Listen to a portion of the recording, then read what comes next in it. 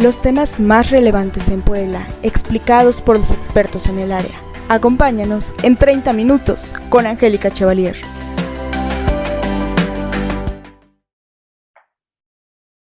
¿Qué tal? ¿Cómo está? Bienvenido a una emisión más de 30 minutos con Angélica Chevalier. Muchas gracias por estar con nosotros y ahora vamos a tocar un tema muy importante en realidad. Conocer en qué fase se encuentra una persona que ha dado positivo a COVID-19 contribuye precisamente a determinar el tratamiento, y es que el que puede ser positivo en las primeras fases puede no serlo cuando la enfermedad ya está avanzada. Es por ello que hemos invitado en esta ocasión a la doctora Aide Amaro Amaro. Ella actualmente es profesional creativa con experiencia en proyectos de salud desde la concepción, el desarrollo y la evaluación. Ella está en el área de hospitalización del Centro de Enfermedades Respiratorias del ISSSTE, donde actualmente evalúa y da seguimiento médico en contactos y casos positivos de SARS-CoV-2. Doctora, me da mucho gusto saludarla y bienvenida aquí a 30 minutos con Angélica Chevalier. Hola, ¿qué tal? Buenas tardes. Un gusto y un placer estar con ustedes. Doctora, pues ahorita estamos pues en una etapa muy difícil. Los contagios todavía no terminan, los contagios continúan. Sin embargo, se han dicho muchísimas cosas y no hemos hablado precisamente de las etapas en las que se encuentra una persona que ha sido contagiada. Se habla de 3 fases, que es la infección temprana, se habla también de la fase pulmonar y también la de hiperinflamación. ¿Cómo se dividen estas etapas? Tengo entendido que creo que son por semanas. ¿Cuál es el tratamiento para cada fase? No sé si las pudiéramos ir desmenuzando una a una, doctora. Sí, claro que sí. De hecho, pues empezamos con la fase desde el contagio, ¿no? O sea, podemos empezar desde que estamos en contacto con un paciente que es positivo, y el periodo de incubación puede durar en un promedio entre 5 o 6 días hasta 12 días, pero se extiende este periodo digamos, de seguridad hasta 14 días. Después de que estuvimos en contacto con alguien que fue positivo, tenemos que estar como en observación, por decirlo así, hasta 14 días. Entonces, no podemos tener síntomas en ese momento. Y después ya empieza la parte del estadio 1, la infección temprana, como bien lo dijo, que son los primeros síntomas como similares a un resfriado común. Después, si esto continúa por semanas, pueden ser hasta 2 semanas, empieza el estadio 2, la parte pulmonar, donde ya tenemos como el diagnóstico de una neumonía. Si nuestro sistema inmunológico empieza a hiperreaccionar, tenemos esta fase de inflamación o de tormenta de citocinas. Esta parte ya es cuando tenemos a pacientes críticos. Hay sepsis, hay lesiones en otros órganos. Lo que le pasa a nuestro cuerpo es que la sangre, por decirlo así, como si hirviera, ¿no? Por decirlo así, por la inflamación, y eso hace que la sangre, por decirlo de esta manera sencilla, se hace como más espesa, y esa forma de la sangre hace que tenga más probabilidad de que coagule, y el paciente tiene una hipercoagulabilidad que puede lastimar también al riñón, al corazón, al hígado. No solo es una neumonía, es una inflamación de cabeza a los pies, ¿no? Doctora, en general, perdón, ¿qué tiempo dura el virus en nuestro organismo una vez que ya dimos positivo, que ya nos contagiamos? Podemos dar positivo en los primeros 5 o 6 días de que empezamos a tener síntomas. Entonces, en general son 14 días. Si tenemos síntomas leves, los pacientes casi nada más tienen 14 días de evolución, o sea, 2 semanas. Pero si la enfermedad va pasando al siguiente estadio, puede llegar a 21, 28 días o hasta 35 días, es decir, 2, 3, 4 o hasta 5 semanas. ¿Esto quiere decir, doctora, que se puede detener desde la fase de incubación? No se puede detener. O sea, no hay un medicamento que lo pueda detener. Todo esto depende de la calidad de salud del paciente previa a que tenga el virus, ¿no? O sea, si es un joven con un estado de salud adecuado, es posible que hasta ni se entere que tuvo COVID, que sea totalmente asintomático. Pero si el contexto en donde entra el COVID es una persona mayor de 60 años, obesa, diabética, hipertensa y demás, entonces puede ser que sea un paciente crítico, ¿no? O sea, cualquier persona en realidad tiene posibilidades de ser un paciente crítico, pero esto va aumentando si el contexto de salud es malo desde antes de que entrara el COVID, ¿no? Ok, entonces hablamos de la incubación que va de 5 a 12 días, la cual se puede extender hasta 14 días, que es en el tiempo que de alguna manera nos dicen, te sacas la prueba, ¿no? En donde la de PCR o cualquiera de las pruebas que existen, es ese proceso del que estamos hablando. No, esa sería la primera etapa. O sea, antes de el estadio 1 hay una parte de contagio y de incubación. Okay. Ahí no nos damos cuenta. O sea, si yo hoy tengo contacto estrecho, tiene que ser estrecho. No es de que en mi centro laboral me crucé en el pasillo con alguien que tenía COVID, ya me contagié, ¿no? O sea, si yo tengo un contacto estrecho con alguien que después sé que tuvo COVID, entonces yo en este momento no voy a tener síntomas. Okay. ¿Cuánto puede durar la incubación? En promedio, 5 o 6 días. Puede llegar hasta 12 días, pero se extiende la observación hasta 14 días. Perfecto. En todo ese tiempo puede ser que no tenga síntomas. Cuando empiezo con mi primer día de síntomas, ahí decimos que empieza la primera etapa, ¿no? Porque no podemos medir la etapa de incubación porque pues, no tenemos síntomas, no hay forma de saberlo. Pero se ve que ese es el tiempo que dura como incubación, ¿no? Ok, entonces en la segunda semana más o menos, ya que pasaron los 12, los 14 días, ya empiezan los síntomas y ahí empieza la infección en donde te empiezas a dar cuenta que ya tienes algunos de estos síntomas que detecta el COVID, ¿no? Exacto, entonces ahí empieza la parte sintomática, que puede ser como un resfriado común, pero los síntomas más comunes en realidad son el cansancio, la fiebre, la tos seca, ¿no? Algunos presentan que se les va el olfato y el gusto, o sea, hay una infinidad de síntomas, no todos presentan lo mismo, hay algunos que se presentan como una infección gastrointestinal, pero sí, ahí es cuando empezamos, ¿no? Después del periodo de contagio empieza la primera parte de síntomas, ¿no? ¿A qué se debe, doctora, que los síntomas son diferentes en cada organismo? ¿De acuerdo al estado de salud en que se encuentre el paciente? ¿Por eso son los síntomas?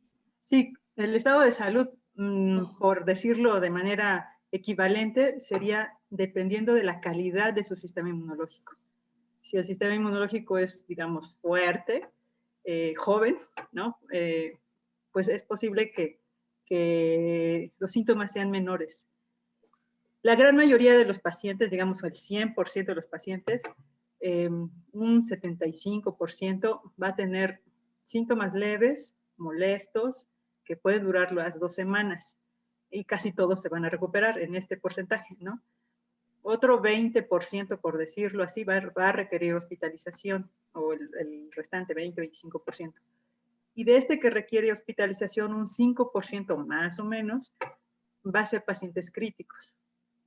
Y así como va aumentando este porcentaje, por ejemplo, en los primeros 75, que son síntomas leves, la mortalidad es es casi nula, ¿no? Son pacientes de consulta externa, por decirlo así. Y los pacientes que ya están en hospitalización, la letalidad pues va aumentando, y los que están en la parte crítica, pues la mortalidad pues puede llegar hasta el 45%, ¿no? Ok, usted está en el área del ISSSTE, perdón, viendo precisamente este tipo de pacientes. ¿Cuáles son los casos más comunes o de alguna manera que se repiten y que sean más frecuentes? Pues es esto, son una población adulta mayor, diabética, hipertensa, muchísimos ya con complicaciones de la misma diabetes e hipertensión, es decir, con insuficiencia renal,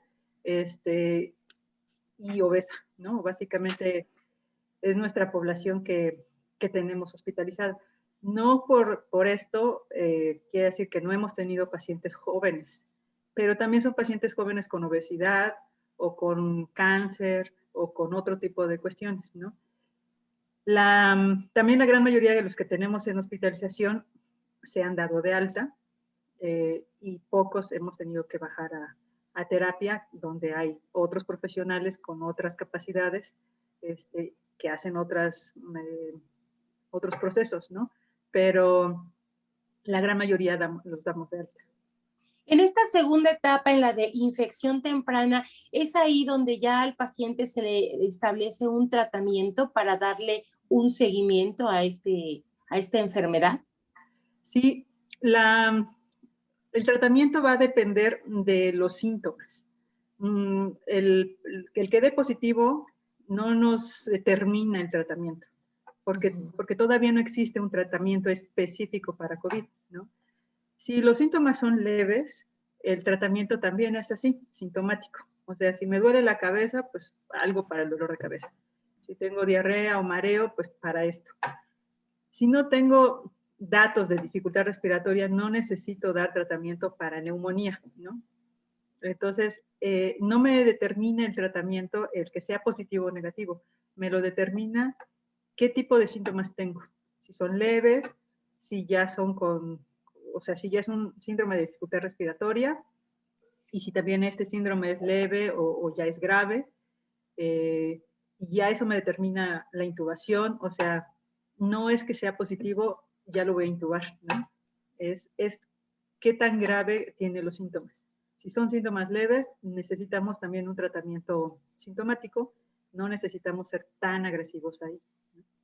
¿Cómo debe ser el seguimiento? Pues el seguimiento hay que estar muy, muy al pendiente y en vigilancia si se presentan los datos de alarma.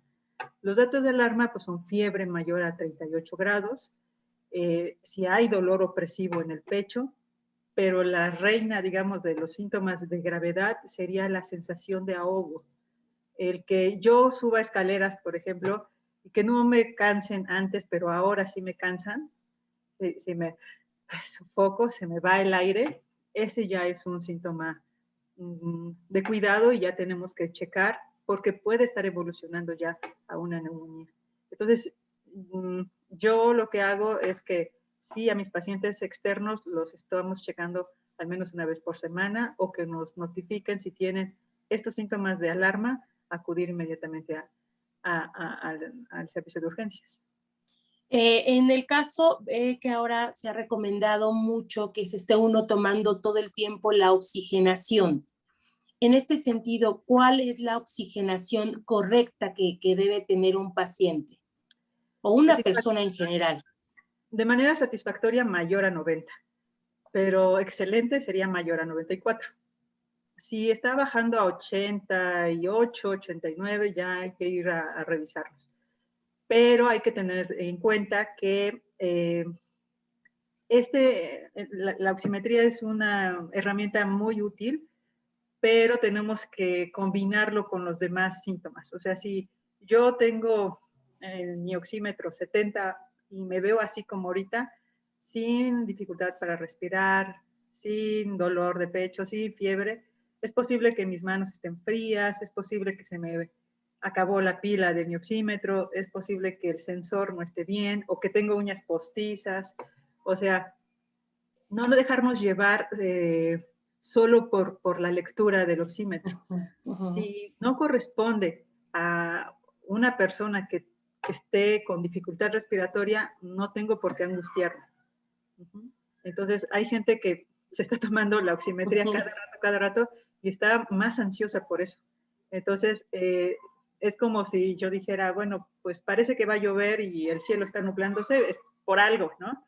Pero si está lloviendo, y no hay nubes y nada, o sea, ya no, como que ya no corresponde, ¿no? O sea, para hacer un diagnóstico es como una receta, es como si quisiera hacer un pastel solo con harina, ¿no?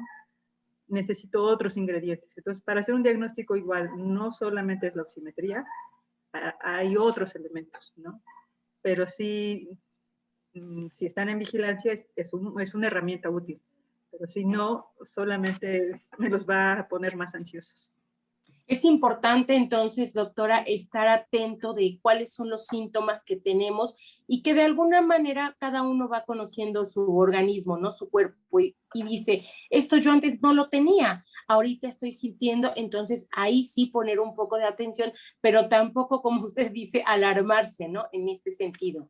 Exacto, sí, y hay el otro extremo de que lo soportan, lo callan, ¿no? No, no, no, no es algo importante, pero ya tienen dificultad respiratoria y, y tienen el temor fundado de alguna manera en ir al hospital, ¿no? Nos ha pasado ¿desde cuándo tiene síntomas de dificultad respiratoria? Pues llevo días, ¿no? Entonces nos llegan también ya muy avanzados y ya después, o sea, los agarramos en la tercera etapa, ya muy, muy graves y es muy difícil hacer ya algo ahí. Ok, entonces, recapitulando un poquito, en la incubación de 5 a 12 y hasta 14 días es ese proceso. Después pasaríamos a la infección temprana, que es la que estábamos platicando. Ahí es cuando ya empiezan a tener síntomas de tos, de resfriado, temperaturas mayores a 38 grados. Y ¿en qué momento pasaríamos a la tercera etapa, que ya es la pulmonar? Ajá, clínicamente podría ser desde el día 10, día 14, más o menos, con los que yo he visto que ya llegan con una neumonía. Esa es la parte, pero no todos van a ser. Recuerden que solamente el 20%, 25% van a presentar neumonía. No, no porque ya me dio COVID, voy a fuerza a pasar por la segunda etapa. No todos. Y tampoco porque me dio COVID y neumonía voy a llegar a la tercera etapa, ¿no? Entonces, o ¿En sea, no esta etapa es cuando te es falta el obligatorio. aire? Sí, sí, sí. Ya cuando tenemos neumonía, es porque ya empezamos a tener lo que llamamos disnea, que sería como sofocación, ¿no? Y algo que me faltó decir de la primera etapa clínica, o sea, clínicamente sí son 3, pero anexo la previa a estas 3, que sería la incubación, ¿no? Pero en esta primera etapa clínica, entre el día 5 y 6, es cuando tenemos como una mayor carga viral, y ese es el momento, por decirlo de alguna manera, adecuada para hacer los exámenes de PCR, para hacer la detección. En realidad, está más, o sea, recomendado hacerlo cuando tenemos síntomas. Y cuando tenemos síntomas en esta etapa, ¿no? Y la parte contagiosa, o cuando tenemos más exposición, o sea, cuando exponemos o sacamos más virus, es en esta etapa, en la primera etapa, hasta el día 10, y yo extiendo hasta el día 14 nada más por seguridad, pero en la literatura, hasta el día 10 estamos Y en esos, más contagiosos, ¿no? y en esos días es cuando también la persona que está contagiada puede contagiar a otros. Contagiar a los demás, exacto, justamente. En el como 15, de los 5 a los 12 días prácticamente. Cuando empiezan los síntomas, hasta los 12 días, o sea, se parecen mucho en los tiempos de incubación y la primera etapa. Y el momento como adecuado para hacer la PCR es entre el día 5 y 6. Entre el día 5 y 6. Ok, perfecto. Entonces, bueno, íbamos en lo que era la etapa pulmonar. En ese sentido, ahí, si ya hay un tratamiento que se dio al paciente en la etapa de infección temprana, ¿habría que agregar algún tipo de medicamento en esta etapa pulmonar o puede seguir con el mismo tratamiento que ha llevado las 2 semanas anteriores, por ejemplo? No, no, no. Sí, aquí ya hay que ajustar el tratamiento. Pues obviamente la suplementación de oxígeno, dependiendo cuánto necesitas, si con puntas nasales, con bolsa, mascarilla, reservorio, o con otros mecanismos que incrementen más el flujo de oxígeno, antiinflamatorios ya intravenosos, anticoagulantes, porque como le comentaba, empieza a coagularse la sangre, y si lo amerita por su biometría hemática, por sus laboratorios, pues antibiótico. El SARS-CoV-2 es un virus y no necesariamente necesita antibiótico, pero a veces puede venir como con una infección agregada. Entonces, pues se dan, ¿no? Se dan los antibióticos. Pero, digamos, el pilar aquí serían antiinflamar, desinflamar lo más que se pueda, y anticoagular. Sería como los pilares, ¿no? Y esa es como en la parte donde yo estoy, ¿no? Que no estoy sola, que estoy con un equipo maravilloso, que también hay otros especialistas, o bueno, los especialistas, y que ellos pues también nos supervisan y nos apoyan. Pero esa sería la parte de neumonía, ¿no? Hay que estar sacando laboratorios, ir viendo si se va progresando la enfermedad hacia algo más grave o si se va desinflamando y ya lo podemos dar de alta. ¿Qué tipo de estudios son los recomendados para este momento que vendría siendo, si no estoy mal, sería entre la segunda y tercera semana? Ajá, exactamente. Entre la segunda y tercera semana. Y aquí, pues, hospitalizados, pues, pueden llegar a estar 5, 10 días en promedio, pero hemos tenido algunos que han tenido que estar mucho más tiempo hospitalizados. Los estudios son, pues, de sangre, que serían biometría hemática, y le llamamos a indicadores de inflamación, ¿no? Dímero D, ferritina, troponina, DHL, ¿no? O sea, y también los de imagen, que serían sobre todo la tomografía. Ahí podemos ver cómo los pulmones están como manchados, tienen unas imágenes muy típicas en vidrio de lustrado, y pues ahí ya podemos hacer el diagnóstico de neumonía, ¿no? Por COVID. Una vez que ya se hicieron estos estudios, obviamente se cambia o se agrega algún medicamento de acuerdo a cómo va presentando las etapas el paciente. ¿Y en qué momento podemos ir detectando ya un declive de esta enfermedad? Cuando estos indicadores de inflamación y un estudio muy, muy importante que se llama gasometría, que es para ver exactamente cómo está su oxigenación, digamos, en la sangre real, ¿no? Ya no por el oxímetro, sino ya en la sangre.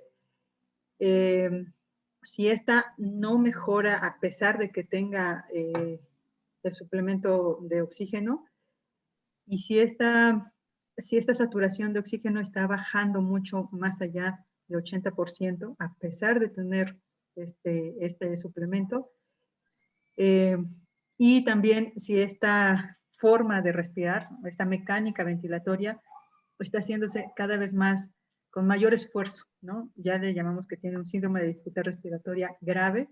Entonces es cuando, pues, la otra opción que tenemos es la intubación. Y entonces aquí es cuando estamos entrando a la tercera etapa. La intubación, pues, es otro mecanismo, es un mecanismo invasivo, ¿no? Pero que nos apoya a que el paciente que ya está cansado y fatigado en respirar de esta manera, es como, imagine que está corriendo un maratón, ¿no? Y su forma de respirar es rápida. No podemos soportar respirar de esa manera por mucho tiempo, o sea, no podemos soportar respirar rápido. Son músculos que nos ayudan a respirar de esa manera. Estos músculos se van a fatigar en algún momento. Cualquier músculo que se fatiga va a parar. Entonces podemos tener un paro respiratorio. Y lo que hace la intubación es que va a respirar la máquina por el paciente, ¿no? Sin estar esforzándose ya por respirar. Y entonces se mantiene vivo, esperando también a que responda a los medicamentos y que su cuerpo también responda, ¿no? Perfecto. Y para esto, ¿cuántas semanas ya llevaríamos ahorita, doctora? pues ya podríamos estar en la tercera, cuarta semana, o sea, no es tan así estricto. Claro, más o menos. Hay gente que ha estado intubado hasta 21 días y ya no Claro, puede tener un tubo, sino ya se tiene que hacer un hoyito aquí en la tráquea por intubación prolongada.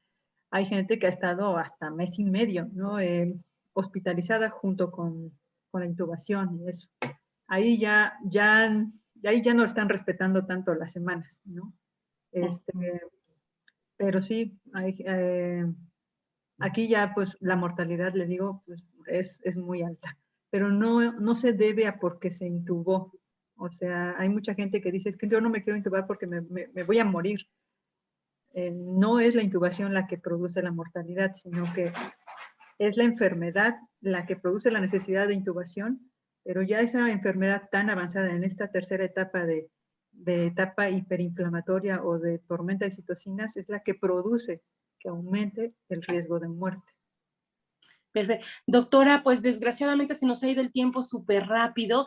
Ya nada más para concluir, ¿cuándo o en qué momento ya va uno viendo que el paciente se va recuperando y que ya va pudiendo respirar de manera pues independiente sin necesidad de los aparatos en este sentido?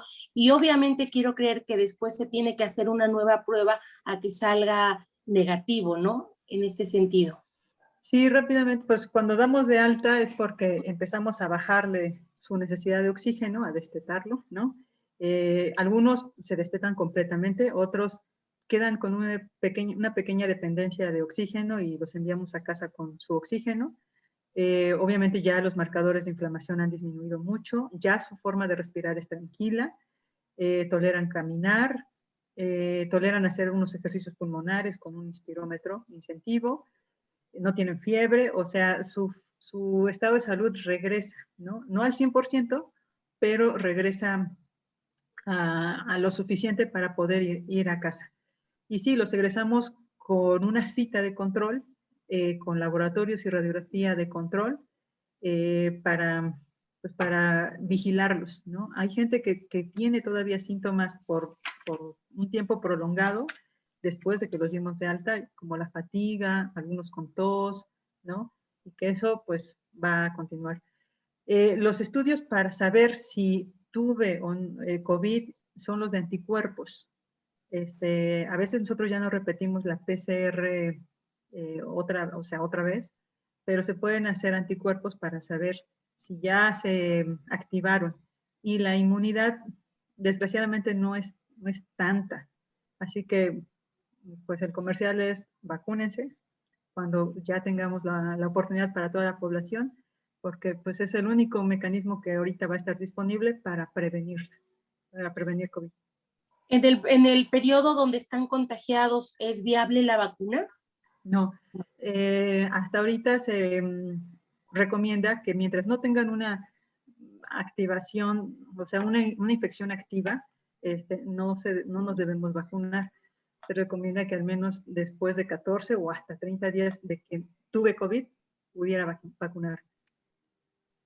Ok, perfecto. Y mire, tenemos aquí a cuadro una información, dice, después de vacunarnos, nuestro sistema inmunitario produce anticuerpos, como ocurre cuando nos exponemos a una enfermedad, con la diferencia de que las vacunas contienen solamente patógenos, como virus o bacterias. La mayoría de las vacunas se inyectan, pero otras se ingieren vía oral o se nebulizan. Esto es a través de la nariz. ¿Es cierto esta información, doctora?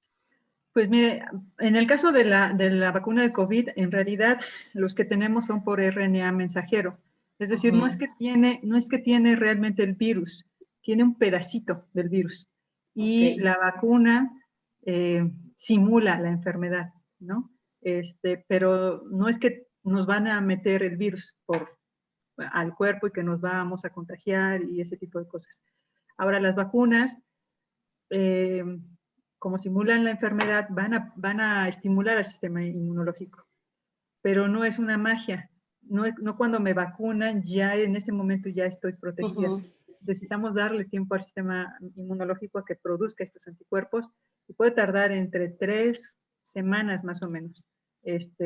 Si hoy me vacuno, dentro de 3 semanas voy a empezar a estar protegida. Todavía en estas 3 semanas me puedo contagiar. Si hoy me vacunaron y en 5 días empiezo a tener síntomas de COVID, no fue por la vacuna. Recuerden que hay un periodo de incubación. Es posible que yo me contagié antes y no lo sabía, y después empecé a tener síntomas, ¿no? Entonces, como les comento, no tiene el virus completo y vivo y así, ¿no? Tiene un pedacito, que es el RNA mensajero. Pues doctora Aide Amaro, muchísimas gracias en verdad por esta entrevista. Nos ha aclarado muchos puntos que en ocasiones pensamos una cosa y es otra, y qué mejor que acudir a especialistas para que nos aclaren toda esta información. Le agradezco de veras. ¿Dónde la podemos localizar? Nada más por último, si me da sus redes sociales. Pues bueno, yo solamente tengo mi Facebook personal, Aide Amaro, pero bueno, estoy en el hospital atendiendo pues, a los derechohabientes, y pues un consultorio privado en Cholula. ¿Nos da algún teléfono? 2222-521257. Pues doctora, le agradezco de verdad. Muchas gracias por regalarnos esta entrevista. Le mando un abrazo y que esté usted muy bien. Un placer y agradezco la confianza. Gracias a todos ustedes que también nos hicieron el favor de acompañarnos aquí a 30 minutos con Angélica Chevalier. Ahora hablamos de lo que son las fases precisamente del SARS-CoV-2. Muchas gracias, le mando un abrazo, que esté muy bien y nos escuchamos en nuestra siguiente entrevista. Hasta la próxima.